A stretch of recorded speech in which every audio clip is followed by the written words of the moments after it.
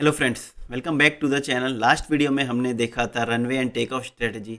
इस वीडियो में हम लोग देखेंगे हथौड़ा मार स्ट्रेटजी। इस स्ट्रेटजी को मैं हथौड़ा मार स्ट्रेटजी इसलिए बोलता हूँ।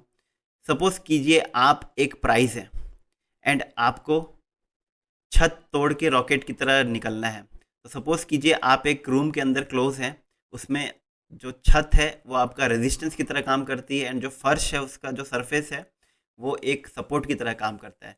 और आपका एम है कि मुझे छत तोड़ के प्राइस की तरह ऊपर निकलना है, रॉकेट बनना है। आप क्या करते हैं, बार बार आप प्राइस की तरह छत से टकरा के नीचे आते हैं एंड सपोर्ट लेके फिर ऊपर जाते हैं। प्राइस भी एक रेंज बना के ऊपर नीचे जाता है। आप भी एक उस रूम में क्लोज हैं और आप भी ऊपर नीचे मूव कर रहे हैं। लेकिन इस स्ट्रेटजी को मैं हथौड़ा मार स्ट्रेटजी क्यों बोलता हूँ? क्योंकि आपको वेट करना है एक हथौड़ा बनने का। जैसे ही आपको हथौड़ा मिलता है, आपको उस हथौड़े की हेल्प से छत को तोड़ना है, मीन्स रेंज को ब्रेकआउट करना है एंड आपको सीधा रॉकेट बन के ऊपर निकलना है। तो चलिए इसको डिटेल में समझते हैं कि ये हथौड़ा मार स्ट्रेटजी कैसे काम करती है। स्टॉक मार्केट में सक्सेस एक जर्नी है। ये जर्नी है कौन सा से कब के बीच की। कौन सा का मतलब है आपको कौन सा शेयर लेना है।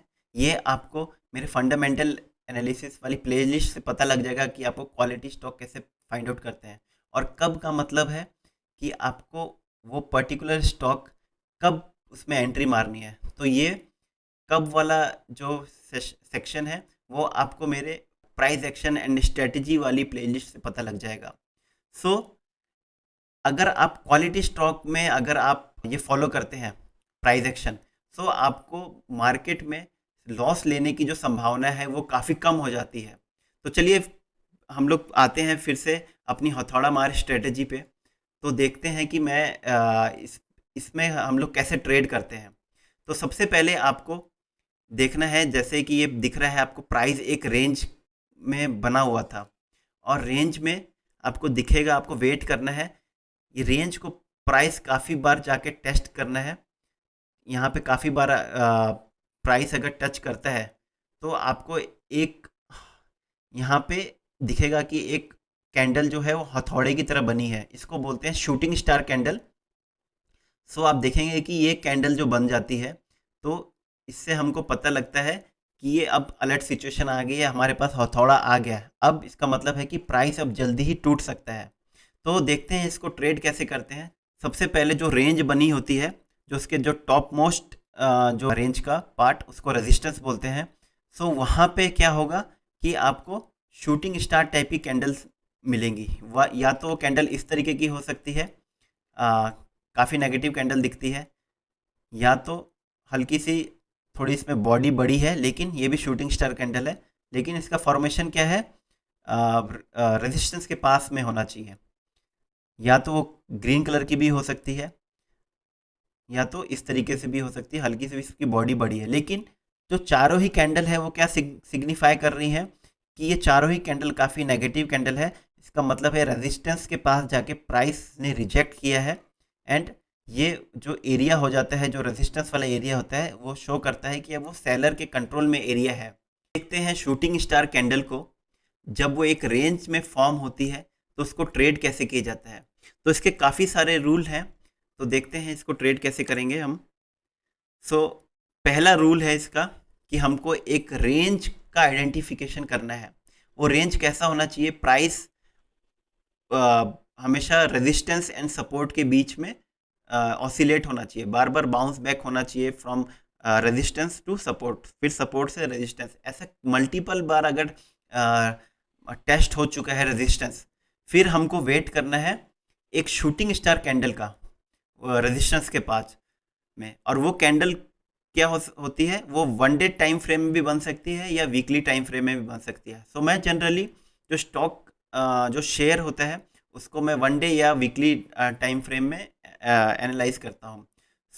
आपको शूटिंग स्टार कैंडल आपको वन डे या वन वीक टाइम फ्रेम में बननी चाहिए।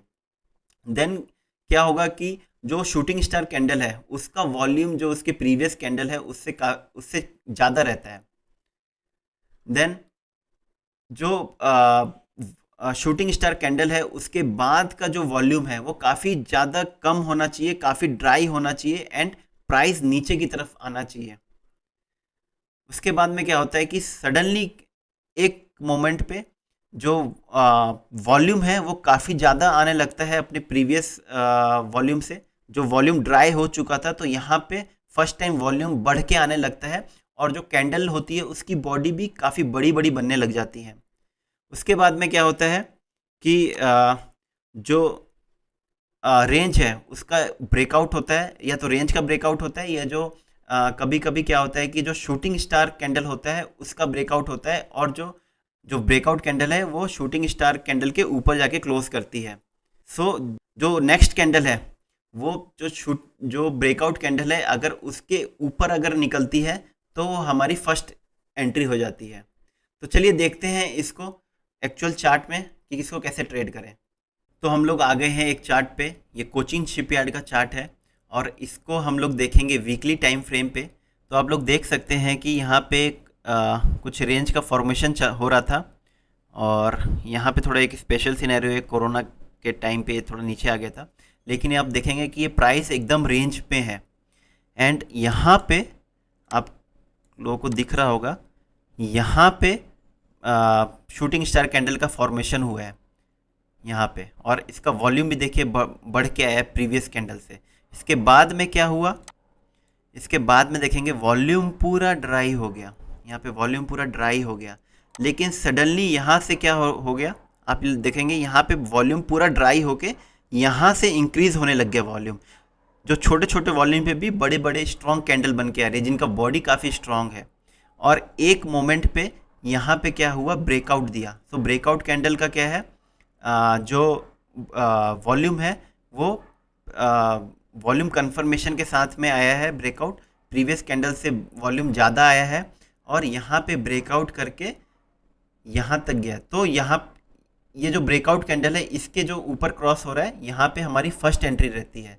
सो हम लोग देखेंगे कि यहाँ पे हमारी फर्स्ट एंट्री हो जाती है, फर्स्ट एंट्री यहाँ पे हमारी फर्स्ट एंट्री हो गई, यहाँ पे फर्स्ट एंट्री हो गई है और प्राइस ऊपर गया और एक रिट्रेसमेंट लिया। सो कभी कभी क्या होता है कि ये प्रॉपर रेंज तक आता है रिट्रेसमेंट लेने के लिए, कभी कभी क्या होता है कि ये जैसे कोई रेंज में कभी क्या होता है कि कुछ कैंडल ऊपर चल जाती है रेंज से, तो वो प्राइस कभी यहाँ तक ही आके, इस कैंडल तक ही आके वो ऊपर निकल जाता है। सो जो रिट्रेसमेंट होता है वो हम ऐसा नहीं है कि हमेशा ही यहाँ तक आएगा, वो कभी इधर से आके ऊपर निकल जाएगा, कभी इधर से आके ऊपर निकल जाएगा, लेकिन एक रिट्रेसमेंट नॉर्मली आता है। सो यहाँ पे रिट्रेसमेंट आया और यहाँ पे इसने फिर से सपोर्ट लिया। इसमें फिर सेकंड एंट्री हमारी कहाँ पे आएगी, यहाँ पे जो इसने प्रीवियस हाई है अब वहाँ पे क्रॉस किया, तो यहाँ पे हमारी जो है सेकंड एंट्री आ जाती है। यहाँ पे हमारी सेकंड एंट्री आ गई, जो इसने अपना प्रीवियस जो हाई था उसको ब्रेक किया। ये इसका प्रीवियस हाई था, ये वाला। सो जो इसको ब्रेक कर रहा है यहाँ पे हमारी सेकंड एंट्री आ गई, और अब देख सकते हैं उसके बाद से, सो फर्स्ट एंट्री हमारी आई है कितने रुपए पे, लगभग 220 रुपये पे। सेकंड एंट्री आई है हमारी 343 रुपये पे। सो अभी हमारे पास अब टोटल 100% क्वांटिटी हो गई है। तो अगर मैं रहता तो मैं कम से कम इसकी सपोज करते हैं अगर 1000 क्वांटिटी लेता मैं, तो उसका एवरेज कुछ आता है ये 220 एंड 350 के बीच का जो एवरेज आता है, सपोज करते हैं 280 का एवरेज आ गया मेरी 1000 क्वांटिटी का। उसके बाद में देखिए इसका मोमेंटम, ये कैसे छत तोड़ के कैसे निकला है, ये देखिए। ये अभी कितने पे ट्रेड कर रहा है, 2200 पे। इसने मैक्सिमम लगाया था कितने का, कुछ 2400-2500 का मैक्सिमम लगाया था। तो मेरी एंट्री है 280 पे और ये अभी 2200 तक चल रहा है। लेकिन एक क्वेश्चन ये आता है कि क्या हम इतना लंबा बैठ सकते हैं, और अगर बैठना है तो कैसे अपने को पता लगता है कि अपने को कितना लंबा बैठना है। सो अगर प्राइस एक्शन बना के ऊपर जाते रह रहा है तो आप बैठ सकते हैं। उसमें आप देखेंगे कि इसमें रिट्रेसमेंट आया, यहाँ पे सेकंड एंट्री आई, उसके बाद से ये ट्रेंड लाइन बना बना के ऊपर जाता जा रहा है। सो इसमें हम लोग बैठ सकते हैं। कब तक बैठ सकते हैं? मैंने अपने प्राइस एक्शन वाले प्लेलिस्ट में बताया था कि इस फेस के बाद एक डिस्ट्रीब्यूशन फेस आता है। सो जब तक इसमें डिस्ट्रीब्यूशन फेस नहीं आता है तब तक हम इसमें बैठ सकते हैं। वो डिस्ट्रीब्यूशन फेस हमको नहीं पता कब आएगा, वो 4,000 पे भी आ सकता है, 5,000 पे भी आ सकता है, 10,000 पे भी आ सकता है, लेकिन वो डिस्ट्रीब्यूशन फेस तक हम लोग इसमें बैठ सकते हैं। या फॉर द सेफर साइड हम क्या कर सकते हैं कि जो हमारा कैपिटल है कुछ टाइम बाद उसमें अपना कैपिटल निकाल के वो बाकी का क्वांटिटी बाकी का प्रॉफिट जो भी है वो हम छोड़ सकते हैं टिल डिस्ट्रीब्यूशन टाइम। सो आप देखेंगे कि इसमें जो मोमेंटम है काफ़ी अच्छा आता है। वो इसने ब्रेकआउट दिया था कुछ 220 पे, 220 से वो अभी तक लगभग 10 टाइम्स चला गया है। तो जो ये वाली स्ट्रेटजी है इसमें जो रेंज का ब्रेकआउट देता है वो काफ़ी स्ट्रॉन्ग आता है, और वो जनरली आने के बाद वो कुछ ही दिन में वो 100%, 200%, 300% का रिटर्न आपको कुछ ही दिन में मिलता है। सो इसलिए ये स्ट्रेटजी इतनी इंपॉर्टेंट है। उस स्ट्रेटजी में जो जो रूल्स मैंने आपको बताए हैं उसको आप लोग ध्यान में रखिएगा, और ऐसा चार्ट और कहाँ कहाँ फॉर्म हो रहा है उसको आप बैक टेस्टिंग करके आप देख सकते हैं कि क्या ये स्ट्रेटजी काम करती है कि नहीं करती, और फ्यूचर में जो चार्ट बन रहे हैं तो उसमें भी आप लोग देख सकते हैं। सो इसका एक और एग्जांपल लेते हैं। ये हिंदुस्तान जिंक का लेते हैं एग्जांपल। तो यहाँ पे भी आप देखेंगे ये रेंज काफ़ी दिन से बन रहा था। यहाँ से ये रेंज बन रहा है लगभग 2021 से, और इसने ब्रेकआउट दिया लगभग 24 में। सो ये 3 साल का रेंज बन रहा था, और यहाँ पे हम लोग देखेंगे कि यहाँ पे एक शूटिंग स्टार कैंडल बना, और इसके बाद में देखिए वॉल्यूम ड्राई हो गया। लेकिन सडनली क्या हुआ, एक मोमेंट पे वॉल्यूम उतना ज़्यादा नहीं आया लेकिन कैंडल काफ़ी ज़्यादा स्ट्रांग बन के आई। सो ये हमारा एक अलर्ट सिचुएशन हो जाता है, और यहाँ पे इसका ब्रेकआउट दिया, यहाँ पे ब्रेकआउट दिया विथ वॉल्यूम। देखिए वॉल्यूम कितना अच्छा आया है। सो विथ वॉल्यूम के साथ इसने ब्रेकआउट दिया यहाँ पे इस कैंडल में। लेकिन मैं कभी भी रनिंग कैंडल पे ट्रेड नहीं करता हूँ। मैं कैंडल को क्लोज होने देता हूँ। क्लोज होने के बाद जो नेक्स्ट कैंडल है अगर वो प्रीवियस कैंडल जो ब्रेकआउट दिया था उसको क्रॉस करती है तभी मैं एंट्री लेता हूँ। सो रनिंग कैंडल पे कभी एंट्री मत लीजिए, उसको क्लोज होने दीजिए। कभी कभी क्या होता है कि जैसे यहाँ पे आपको दिख रहा होगा शूटिंग स्टार कैंडल, आपको लगेगा कि ये कैंडल ब्रेकआउट दे रही है, लेकिन होता क्या है कि यहाँ से रिजेक्शन होके वापस नीचे आ जाता है, और इसके बाद में ये इतने दिन तक ये दे रहा था 23 से 24। सो इतने टाइम तक आपका मनी डेड रहेगा, उस मनी का कुछ यूज़ नहीं होगा। सो रनिंग कैंडल पे इसलिए कभी ट्रेड मत लीजिए।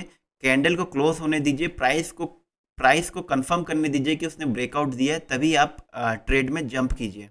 तो आप लोग देखेंगे कि अब यहाँ पे हमारी फर्स्ट एंट्री होगी, क्योंकि ये ब्रेकआउट कैंडल थी और रिट्रेसमेंट आया, और यहाँ पे इस कैंडल ने इसका क्रॉस किया। सो यहाँ पे 438 पे हमारी एंट्री होगी, और आप देख सकते हैं कुछ ही कैंडल पे ये लगभग 100% का रिटर्न दे दिया 3-4 कैंडल में। तो ये स्ट्रेटेजी इसलिए इतनी अच्छे से काम करती है क्योंकि इसने काफ़ी लंबे रेंज का, जो काफ़ी लंबे टाइम से वो रेंज बन रहा था उसका ब्रेकआउट दिया है, इसलिए काफ़ी अच्छा मोमेंटम आता है। और एक और कारण है इसमें अच्छा मोमेंटम आने का, क्योंकि ये वाला जो एरिया था ये सेलर्स के कंट्रोल में था एरिया। काफ़ी बार इसने रिटेस्ट किया था, यहाँ पे सेलर्स के स्टॉप लॉस लगे थे, लेकिन जब अब देखते हैं सेलर्स देखते हैं कि अब ये इससे नीचे नहीं जा पा रहा है, और ये अब फिर से आ रहा है विथ वॉल्यूम, विथ बहुत स्ट्रॉन्ग कैंडल बन के आ रहा है, तो वो क्या करते हैं कि उनका भी अब ग्रिप जो है यहाँ पे लूज होने लगता है। सो इनके भी स्टॉप लॉस कटने लगते हैं, एंड बायर्स को भी पता लगता है कि अब यहाँ ये वाला जो जोन है वो बायर्स का एरिया हो गया। सो यहाँ पे इसलिए डबल मोमेंटम आता है, क्योंकि सेलर्स का भी ग्रिप कम होता है एंड बायर्स भी और फोर्स से आते हैं। सो आप देख सकते हैं कि कुछ ही टाइम में इसने लगभग 100% का रिटर्न दे दिया 2-3 कैंडल में ही। सो फ्रेंड्स, आज हमने देखा कि शूटिंग स्टार कैंडल को रेंज ब्रेकआउट में किस तरीके से ट्रेड किया जाता है। इसको मैं नॉर्मली हथौड़ा मार स्ट्रेटेजी बोलता हूँ और ये काफ़ी अच्छा रिटर्न देता है कुछ ही टाइम में। सो होप करता हूँ कि इस वीडियो से आपको कुछ सीखने को मिला होगा। ऐसे ही और नॉलेजेबल वीडियोस के अपडेट पाने के लिए आप लोग लाइक एंड सब्सक्राइब कर सकते हैं इस चैनल को। मैं हूँ सुमित ओझा, मिलते हैं नेक्स्ट वीडियो में, तब तक के लिए जय हिंद जय भारत।